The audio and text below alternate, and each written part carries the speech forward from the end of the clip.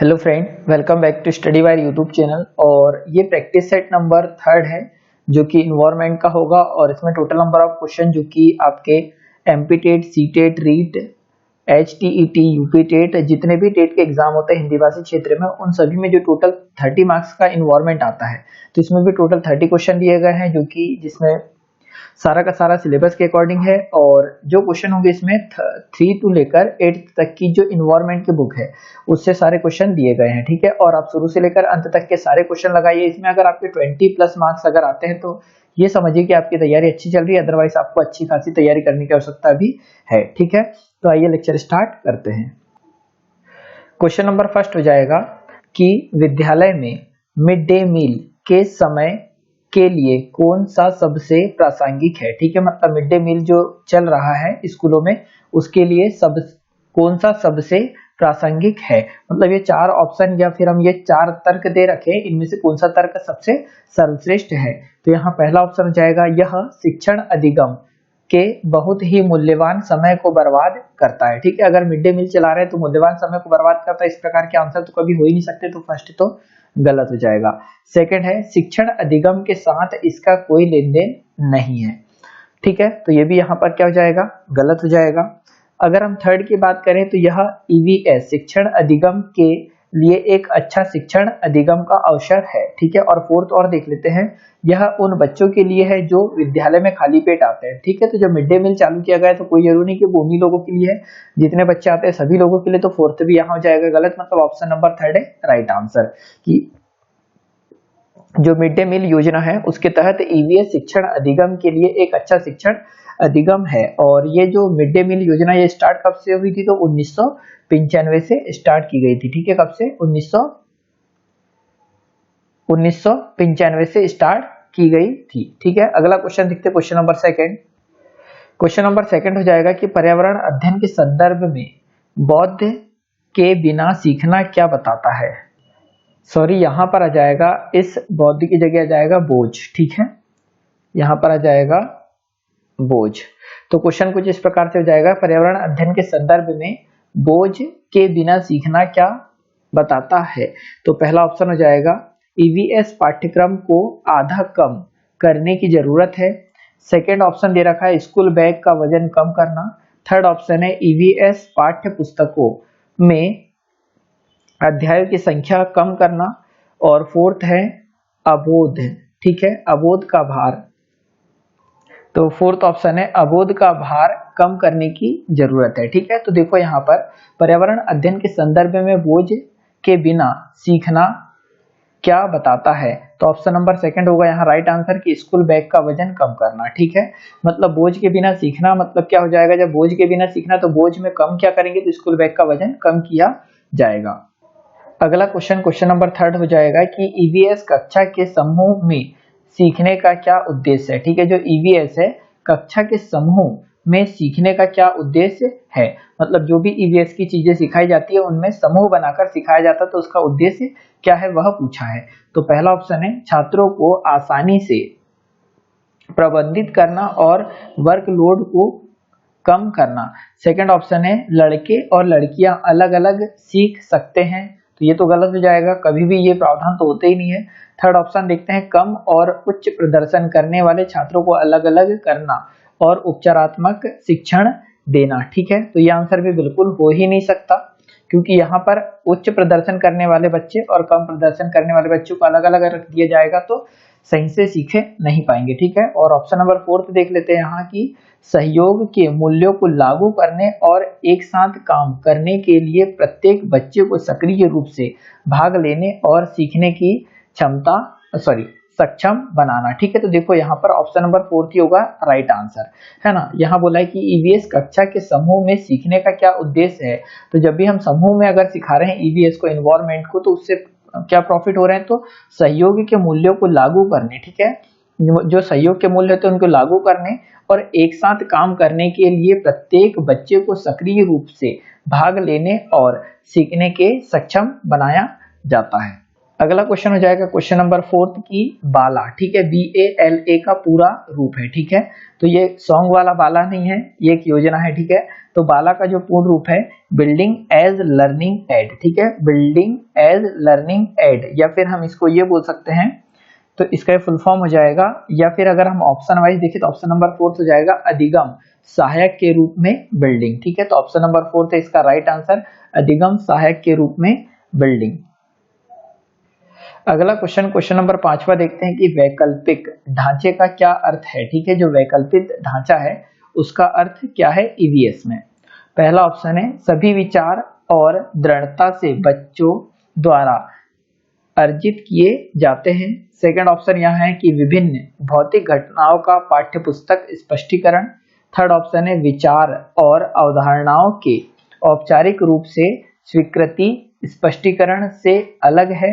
Fourth option है वर्तमान में वैज्ञानिक और सामाजिक वैज्ञानिकों द्वारा आयोजित विचार, ठीक है। तो यहाँ पर ऑप्शन नंबर 3 हो जाएगा क्या राइट आंसर की वैकल्पिक ढांचे का अर्थ क्या है, तो विचार और अवधारणाओं के औपचारिक रूप से स्वीकृत स्पष्टीकरण से अलग, ठीक है। तो 5वें का ऑप्शन नंबर क्या होगा, थर्ड आंसर। और अगर और जानकारी की इसमें बात करें तो वैकल्पिक ढांचे का अर्थ है वह विचार और अवधारणाओं को औपचारिक रूप से स्वीकृति स्पष्टीकरण से अलग है।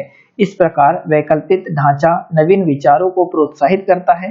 वैकल्पिक ढांचे शब्द का सर्वप्रथम जो प्रयोग किया गया था वो ड्राइवर और इसले ने किया था, जो कि 1978 में किया गया था। यह ढांचा बच्चों को स्वतंत्र रूप से वैज्ञानिक तरीकों से अपने विचार को व्यक्त करने का अवसर देता है। क्वेश्चन नंबर 6वां हो जाएगा कि महिलाएं पुरुषों की तुलना में कमजोर है, यह एक खालिस्तान है, ठीक है। मतलब ऐसा माना जाता है कि महिलाएं पुरुषों की तुलना में कमजोर है, यह एक खालिस्तान है। तो अंधविश्वास, सेकंड ऑप्शन है मिथक, थर्ड ऑप्शन है वैज्ञानिक तथ्य और फोर्थ ऑप्शन है रूढ़िबद्ध धारणा, ठीक है। तो 6वें का ऑप्शन नंबर 4 हो जाएगा राइट आंसर, रूढ़िबद्ध धारणा। हम ये बोल सकते हैं कि महिलाएं पुरुषों की तुलना में कमजोर है, यह एक रूढ़िबद्ध धारणा है। महिला के प्रति सामाजिक सोच इन्हें मजबूत बनने से रोकती है। वे स्वतंत्र नहीं होती, इसलिए अपने आत्मविश्वास पुरुषों के समान नहीं आ पाते। हालांकि वर्तमान में वैसी महिलाएं जो स्वतंत्र होकर आगे बढ़ती है, उनकी भागीदारी शिक्षा, रोजगार आदि विभिन्न क्षेत्रों में बढ़ती है, ठीक है। तो आई होप समझे होंगे आपकी महिला पुरुषों की तुलना में क्यों कमजोर है, तो ये रूढ़िवादी विचारधारा स्पेशली इसका एक कारण है। अगला क्वेश्चन देखते हैं, क्वेश्चन नंबर 7वां हो जाएगा कि भारत में बिहार के सापेक्ष जम्मू कश्मीर और गोवा की स्थिति क्या है, ठीक है। तो मैंने आपको फर्स्ट जो लेक्चर कराया था उसमें आपको बोल दिया था कि जो भी मैप है इंडिया का, ठीक है, जो मैप है उसे आप अच्छे से देख लें, अच्छे से याद कर लें, क्योंकि इस प्रकार का क्वेश्चन आपको एक देखने को मिलना ही मिलना है। तो फिर भी मैं आपको मैप बता देता हूँ यहाँ। तो ये आपको इंडिया का मैप दिखाई दे रहा है। तो सबसे पहले हम बिहार की बात करें तो ये है बिहार, ठीक है, यहाँ आपको दिख रहा होगा ये बिहार है। तो हमने इस प्रकार से बनाया था, इसको बोलते हैं उत्तर, ये हो जाएगा इधर दक्षिण, ठीक है, ये उत्तर दक्षिण, और ये इधर आ जाएगा पूर्व और इधर आ जाएगा पश्चिम।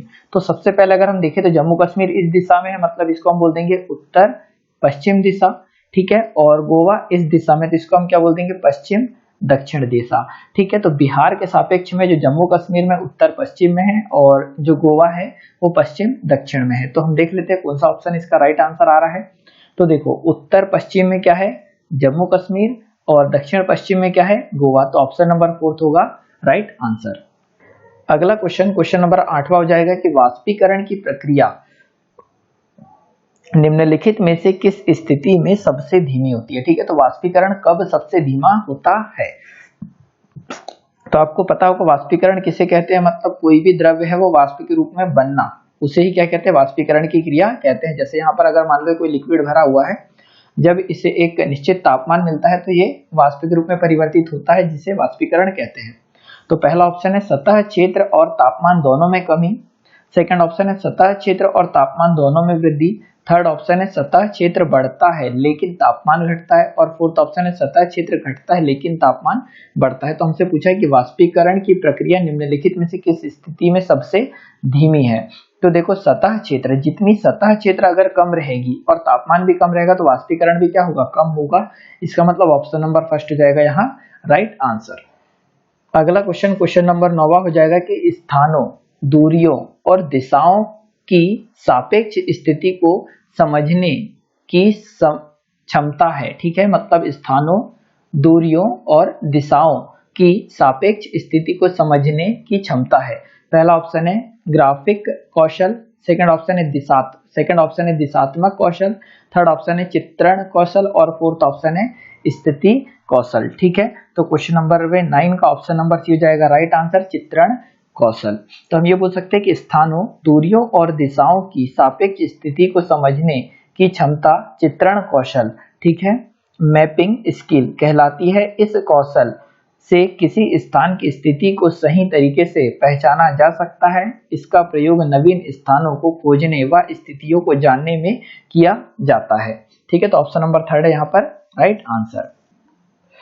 क्वेश्चन नंबर 10वां हो जाएगा कि किस राष्ट्रीय पाठ्यचर्या फ्रेमवर्क में प्राथमिक स्तर पर एक एकीकृत पाठ्यचर्या क्षेत्र के रूप में पढ़ाई जाने के लिए पर्यावरण अध्ययन की सिफारिश की है। ठीक है, मतलब पर्यावरण अध्ययन की सिफारिश कब की गई, लागू किया, ये नहीं पूछा है, सिफारिश कब की गई थी वो पूछा है। तो पहला ऑप्शन है एनसीएफ 1975, एनसीएफ 2005, एनसीएफ 1988 और एनसीएफ 2000। ठीक है, तो ऑप्शन नंबर फोर्थ है यहाँ पर राइट आंसर के राष्ट्रीय पाठ्यचर्या फ्रेमवर्क ने प्राथमिक स्तर पर एक एकीकृत पाठ्यचर्या के रूप में पढ़ाए जाने के लिए पर्यावरण की सिफारिश की थी। इसी के अनुसार विज्ञान तथा सामाजिक विज्ञान के रूप में विषयों को विभक्त किया गया और इसी की सिफारिश के पश्चात वर्तमान एनसीएफ 2005 में इसे स्वीकृत किया गया। मतलब स्वीकृत किया गया है 2005 में, पर जो सिफारिश की गई थी सन 2000 में की गई थी। तो यहाँ पर सिफारिश की ही बाकी है कि सिफारिश कब की गई थी, तो सन 2000 में। अगला क्वेश्चन हो जाएगा क्वेश्चन नंबर 11वां कि भारत में किस क्षेत्र में स्थानांतरित खेती करने का प्रचलन है। ठीक है, मतलब ये क्वेश्चन तो मोस्टली रिपीट होता है कि भारत के किस क्षेत्र में स्थानांतरित खेती, जिसे झूम खेती भी कहते हैं ना, झूम खेती करने का प्रचलन है। तो पहला ऑप्शन है दक्षिण पूर्वी क्षेत्र, सेकंड ऑप्शन है उत्तर पूर्वी क्षेत्र, थर्ड ऑप्शन है दक्षिणी क्षेत्र और फोर्थ ऑप्शन यहाँ पर हो जाएगा कि उत्तर पश्चिमी क्षेत्र।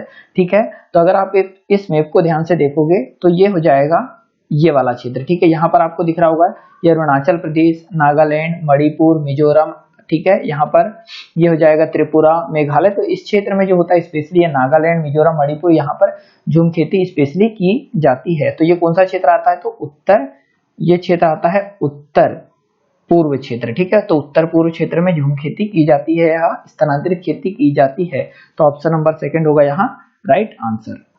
अगला क्वेश्चन नंबर 12वां हो जाएगा कि नदी बांधों से उत्पन्न, ठीक है, नदी बांधों से उत्पन्न, यहाँ हो जाएगा ये जल विद्युत के लिए निम्नलिखित में से कौन सा कथन सत्य नहीं है। देखो, नदी बांधों से उत्पन्न जल विद्युत के लिए निम्नलिखित में से कौन सा कथन सत्य नहीं है, तो हमें वो छांटना है जो सत्य नहीं है। तो पहला ऑप्शन हो जाएगा बांध स्वदेशी लोगों को अपनी नदी की जीवन रेखा से अलग करते हैं। ठीक है, मतलब जो बांध बनता है, तो जैसे मान लो ये एक नदी है, तो यहाँ पर जो व्यक्ति रहते हैं, तो अगर यहाँ बांध बनेगा तो इनको क्या कर देंगे, यहाँ से हटा देंगे। मतलब बांध स्वदेशी लोगों को अपनी नदी की जीवन रेखा से अलग करता है, तो ये तो बिल्कुल सही है और असत्य छांटना है। सेकंड ऑप्शन यहाँ दे रखा है कि बांध टिकाऊ विकास को प्रोत्साहित करता है। ठीक है, एक मिनट इस पर और चर्चा कर लेते हैं हम। ऑप्शन नंबर थर्ड है यह पानी या हवा को दूषित नहीं करता। ठीक है, जो बांध है वह क्या करता, सॉरी, जल विद्युत निम्नलिखित में से कौन सा कथन सत्य है, तो यह पानी तथा हवा को दूषित नहीं करता। कौन सा, जल विद्युत, तो ये भी बिल्कुल सही है यहाँ, और गलत छांटना हमें। फोर्थ ऑप्शन है जल विद्युत सुविधाओं से बड़े पर्यावरणीय प्रभाव को हो सकते हैं। ठीक है, तो ये भी बिल्कुल फोर्थ सही है। तो जो गलत है वो पूछा है, तो ऑप्शन नंबर सेकंड होगा यहाँ राइट आंसर की जो बांध टिकाऊ विकास को प्रोत्साहित करते हैं, तो ये एक गलत ऑप्शन होगा। किसके लिए, तो जल विद्युत के लिए। अगला क्वेश्चन नंबर 13वां हो जाएगा कि निम्नलिखित में से कौन सा ग्रीन हाउस गैस है, ये पूछा है ना। तो देखो, जल वाष्प, सबसे पहले तो ये पता होना चाहिए कि ग्रीन हाउस किसे कहते हैं। तो हम ये बोल सकते हैं कि ये हमारी पृथ्वी हो गई, और सूर्य से आने वाली पराबैंगनी किरणें और अवरक्त किरणें। ठीक है, स्पेशली अवरक्त किरणें जब पृथ्वी की सतह पर पड़ती है तो ये रिफ्लेक्ट होती है, और रिफ्लेक्ट होने के बाद यहाँ पर क्या पाया जाता है, वायुमंडल पाया जाता है। तो वायुमंडल इस रिफ्लेक्ट हुई अवरक्त किरण या गर्मी को रोक लेता है, जिससे ये वायुमंडल क्या हो जाता है, गर्म हो जाता है, और इस गर्म होने को ही क्या कहते हैं, तो ग्रीन हाउस प्रभाव। ठीक है, तो इसके लिए कौन कौन उत्तरदायी है, तो ये जल वाष्प भी उत्तरदायी है, कार्बन डाइऑक्साइड भी उत्तरदायी है, मीथेन भी उत्तरदायी है, मतलब ऑप्शन नंबर 4 होगा राइट आंसर यह सभी। अगला क्वेश्चन नंबर 14 हो जाएगा कि भारत में ठंडे रेगिस्तान मानसून से प्रभावित क्यों नहीं होते। सबसे पहले आपको ये पता होना इस क्वेश्चन में कि ठंडा रेगिस्तान भारत में किस क्षेत्र को कहा जाता है। ठीक है, तो ये आपको मैप दिखाई दे रहा होगा, तो इस मैप में अगर देखोगे तो ये वाला क्षेत्र, ठीक है, ये वाला रीजन ये हो जाएगा लेह लद्दाख वाला क्षेत्र, और ये लेह लद्दाख वाला क्षेत्र क्या कहलाता है, तो ठंडा रेगिस्तान कहलाता है। ठीक है, ये आपको पता चल चुका है। अब यहाँ देखते हैं, पहला ऑप्शन है कि ठंडा रेगिस्तान बहुत ऊंचे पर होता है। तो अगर हम बात करें तो लेह लद्दाख बहुत ऊंचे पर है, ये तो बिल्कुल सही है, पर हमको यही सही क्यों नहीं होता। अब देखो सेकंड ऑप्शन है कि ठंडे रेगिस्तान में गर्मियां, ठीक है, गर्मी में गर्मियां और बेहद ठंडी सर्दियां होती है। थर्ड ऑप्शन यहाँ है कि ठंडे रेगिस्तान हिमालय की वृष्टि छाया में आते हैं। वृष्टि छाया हम उसे बोलते हैं, मान लो सपोज ये कि एक पहाड़ी है, ठीक है, ये पहाड़ी है और इधर से कोई बादल जा रहे हैं, तो यहाँ पर तो वर्षा हो जाएगी इस साइड, परंतु इस साइड वर्षा नहीं होगी, तो हम ये बोल सकते हैं इसको ये वाला क्षेत्र जो है वो वृष्टि छाया क्षेत्र के अंतर्गत आता है। और फोर्थ ऑप्शन है ठंडे रेगिस्तान में हवा बहुत पतली और कम होती है। तो यहाँ पर देखो उसने क्या बोला कि भारत में ठंडा रेगिस्तान मानसून से प्रभावित क्यों नहीं होते, तो ऑप्शन नंबर 3 होगा यहाँ पर राइट आंसर कि ठंडे रेगिस्तान हिमालय की वृष्टि छाया क्षेत्र के अंतर्गत आते हैं। ठीक है, तो ऑप्शन नंबर 3 होगा राइट आंसर। अगला क्वेश्चन नंबर 15 हो जाएगा कि ताजमहल के पीले होने के लिए निम्नलिखित में से कौन सा कारक जिम्मेदार है। ठीक है, ताजमहल का पीला होने के लिए निम्नलिखित में से कौन सा कारक जिम्मेदार है, तो पहला ऑप्शन है क्लोरीन, सेकंड ऑप्शन है नाइट्रोजन डाइऑक्साइड, थर्ड ऑप्शन है सल्फर डाइऑक्साइड और फोर्थ ऑप्शन है सल्फर। ठीक है, तो ये क्वेश्चन का आंसर सभी लोगों को पता होगा, तो ऑप्शन नंबर 3 हो जाएगा राइट आंसर सल्फर डाइऑक्साइड जो है, ठीक है, SO2, ये ताजमहल के पीले होने का मुख्य कारण है। और ये क्या करता है कि जो वायुमंडल में पाई जाने वाली नाइट्रिक ऑक्साइड या फिर हम जल से बोल सकते हैं, ये क्रिया करके क्या बना लेती है, तो H2SO4 बना लेती है सल्फ्यूरिक अम्ल, जिससे क्या होता है ताजमहल का कलर धीरे धीरे पीला होते जा रहा है। ठीक है, तो आप सभी लोगों से एक छोटा सा क्वेश्चन है कि ताजमहल के जो क्षरण हो रहा है या पीला हो रहा है, तो उसे किस नाम से जाना जाता है, मतलब कौन सा कैंसर कहा जाता है। तो अगर आपको कैंसर का नाम पता हो तो आप बिल्कुल कमेंट बॉक्स में कमेंट कर सकते हैं। क्वेश्चन नंबर 16 हो जाएगा कि गोलकुंडा किला किसने बनवाया। ठीक है, तो गोलकुंडा किला की बात हो रही है जो कि आंध्र प्रदेश में, ठीक है, AP आंध्र प्रदेश में है, वह किसने बनाया है, तो पहला ऑप्शन है पल्लव राजवंश, सेकंड ऑप्शन है चोल राजवंश, थर्ड ऑप्शन है चालुक्य राजवंश और फोर्थ ऑप्शन है काकतीय राजवंश। ठीक है, तो ऑप्शन नंबर 4 होगा यहाँ पर राइट आंसर की गोलकुंडा किला किसने बनवाया, तो काकतीय राजवंश ने बनवाया है। ठीक है, और ये है कहाँ पर, तो आंध्र प्रदेश की राजधानी हैदराबाद में स्थित है और इसके जो संस्थापक थे वो कुली कुतुब शाही थे। ठीक है, काकतीय वंश के राजा कुली कुतुब शाही थे जिन्होंने गोलकुंडा का किला बनवाया है, और है कहाँ पर, तो ये हो जाएगा आंध्र प्रदेश की राजधानी हैदराबाद में। अगला क्वेश्चन नंबर 17 कि 15 ग्राम प्रति ml घनत्व और 3 ml आयतन किसी वस्तु का द्रव्यमान क्या होगा। तो यहाँ एक छोटा सा फॉर्मूला काम करता है कि जो घनत्व बराबर से क्या होता है, तो द्रव्यमान बटे क्या होता है, आयतन। तो घनत्व कितना है हमारे पास 15, ठीक है, द्रव्यमान पूछा है और आयतन कितना है, तो 3, तो इधर जब 3 जाएगा तो कितना जाएगा 45। ठीक है, तो 45 ग्राम क्या हो जाएगा आयतन, ये सॉरी क्या हो जाएगा द्रव्यमान। तो ऑप्शन नंबर 3 है यहाँ राइट आंसर, एक छोटा सा फॉर्मूला लग रहा था बस। अगला क्वेश्चन नंबर 18 हो जाएगा कि निम्नलिखित में से कौन सी अदिश राशि है। ठीक है, जो आपको 4 राशि दे रखी है जैसे भार, द्रव्यमान, गुरुत्वाकर्षण और संवेग, इसमें से कौन सी राशि क्या है, अदिश राशि है।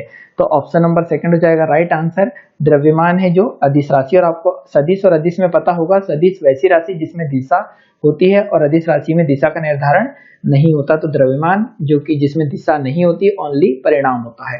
ठीक है, तो ऑप्शन नंबर 2 हो जाएगा राइट आंसर।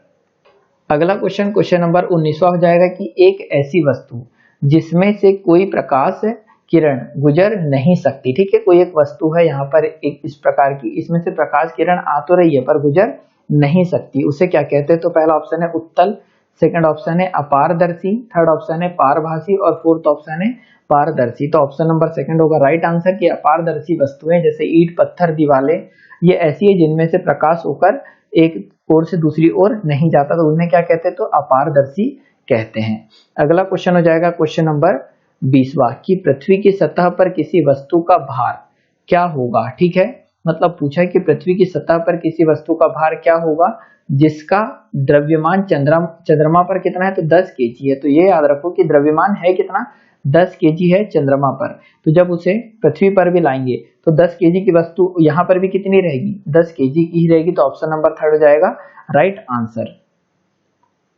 और यदि हम भार की बात करते तो यदि वहां 10 न्यूटन होता, ठीक है, कहां पर, चंद्रमा पर, तो पृथ्वी पर आने पर कितना हो जाता, 60 न्यूटन हो जाता। 6 गुने की क्या होती, गद्दी होती। पर यहाँ पूछा क्या है, द्रव्यमान, और द्रव्यमान कभी भी चेंज नहीं होता है। ठीक है, तो जो चंद्रमा पर 10 केजी का था तो पृथ्वी पर भी कितना होगा, 10 केजी का होगा। परंतु भार की अगर हम बात करें तो भार चेंज होता है, द्रव्यमान कभी भी चेंज नहीं होता। अगला क्वेश्चन नंबर 21 हो जाएगा कि एक विलय की विघटन दर, ठीक है, एक विलय की विघटन दर खालिस्तान पर निर्भर करती है। तो पहला ऑप्शन हो जाएगा भार, सेकंड ऑप्शन हो जाएगा दाब, थर्ड ऑप्शन हो जाएगा तापमान, और फोर्थ ऑप्शन हो जाएगा सतह क्षेत्र। तो ऑप्शन नंबर 3 हो जाएगा इसका राइट आंसर, तापमान। ठीक है, एक विलय की विघटन दर तापमान पर निर्भर करती है। जैसे जैसे तापमान बढ़ाओगे उसकी विलेयता क्या हो जाएगी, बढ़ते जाएगी। अगला क्वेश्चन नंबर 22वां हो जाएगा कि सुषमा चाहती है, ठीक है, एक सुषमा है जो चाहती है कि उसके छात्रों को पेड़ों के संरक्षण के लिए संवेदनशील बनाया जाए। ठीक है, एक टीचर है सुषमा जो कि चाहती है कि उनके जितने भी छात्र हैं, ठीक है, जितने भी छात्र हैं उनको पेड़ों के संरक्षण के लिए संवेदनशील बनाया जाए। निम्नलिखित में से कौन सी ऐसा करने की सबसे उपयुक्त रणनीति है। तो पहला ऑप्शन हो जाएगा बच्चों को एक पौधा को अपनाने और उससे पोषित करने में मदद करना। सेकंड ऑप्शन हो जाएगा कक्षा में बहस आयोजित करना। थर्ड ऑप्शन हो जाएगा समूह चर्चा, और फोर्थ ऑप्शन हो जाएगा पोस्टर बनाना। तो बहुत सिंपल क्वेश्चन होगा। तो क्वेश्चन ऑप्शन नंबर फर्स्ट इसका राइट आंसर कि सुषमा अगर चाहती है कि उनके बच्चे पेड़ों के संरक्षण के लिए संवेदनशील रहे, तो क्या होगा कि हर बच्चों के द्वारा एक एक पौधे होंगे, पेड़ होंगे, उन्हें रोपित करवा दिए जाएंगे और उनकी देखभाल कराई जाएगी, जिनसे उनका लगाव हो जाएगा और वो उसके प्रति संवेदनशील हो सकते हैं। ठीक है, तो ऑप्शन नंबर फर्स्ट होगा यहाँ राइट आंसर।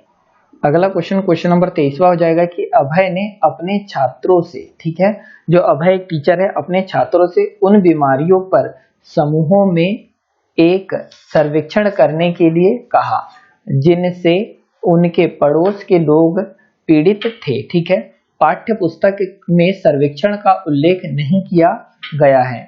इस शिक्षण अधिगम की रणनीति के लिए कौन सा विकल्प प्रासंगिक नहीं है।